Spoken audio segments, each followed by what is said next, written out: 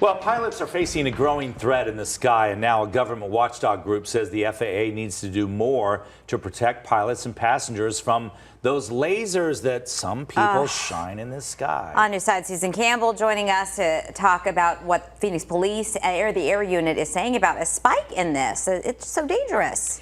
It really is, and pilots say this is happening a lot more often now. It is putting flight crews, their passengers, and all of us on the ground at risk. When it happens, I've been hit dozens of times over the years. the effect is immediate. It's like a flash photo, but then somebody's aiming a light at you afterwards. Blinding light, often green, sometimes blue or red, filling the cockpit. It takes your eyes a period of time to readjust, sometimes very severe headaches, nausea, they just feel sick. Now they're still trying to fly an aircraft over a populated city. It's only a matter of time before a really bad accident occurs. From police helicopters to small planes and even 737s flying in and out of Sky Harbor, laser strikes are happening more often. According to the FAA, across the country last year, there was a 41% jump in reported laser strikes. Pilots in Arizona reported 334 of them, including 235 in Phoenix. And so far this year, there have been 119 laser strikes reported in Phoenix. That's a lot more than many other cities. Sergeant Jonathan Howard says those numbers likely don't capture the true scope of the problem. They're so underreported, it happens every day. You know, just in Phoenix, it happens every single day. Why do you think this is becoming so much more prevalent? You know, I think here in the valley, there's a couple of reasons. One is our valley is so open, right? We don't have trees, we don't have the same foliage that other parts of the country. We're seeing laser strikes from 5, 6, 10 miles out sometimes, and airliners are reporting them up 15,000 feet and higher. So that's a combination of our open environment as well as the power of the lasers that are now readily available. And cheap. We found a slew of them online for less than $20.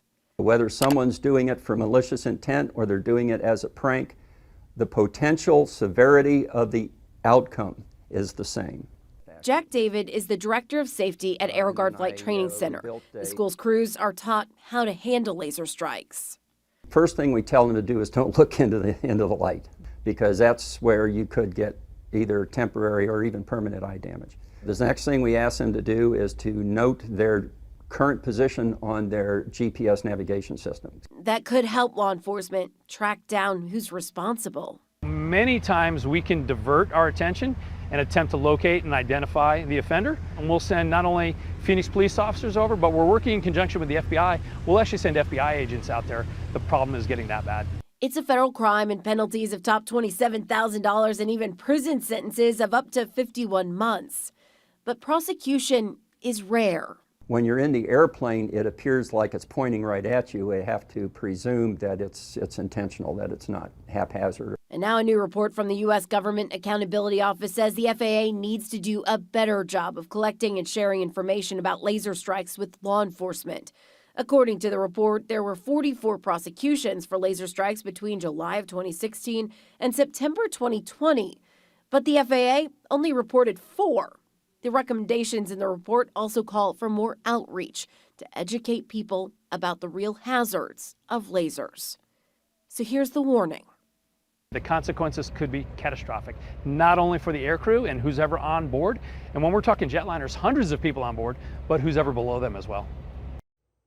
The FAA says it issued $120,000 in fines for laser strikes last year, and the story is not over. Coming up new at 9, it's not just laser pointers that are a problem for pilots in the sky. We'll tell you a little bit about why holiday decorations are actually becoming a little bit more of a problem for pilots, and what you can do if you do want to still decorate your home for the holidays. Yeah, I know the Phoenix police pilots out there, they don't take it lightly when somebody shines one of those out. No, they can divert their attention, like they said, and just go right after them. It's just so ridiculous. Thanks, Susan.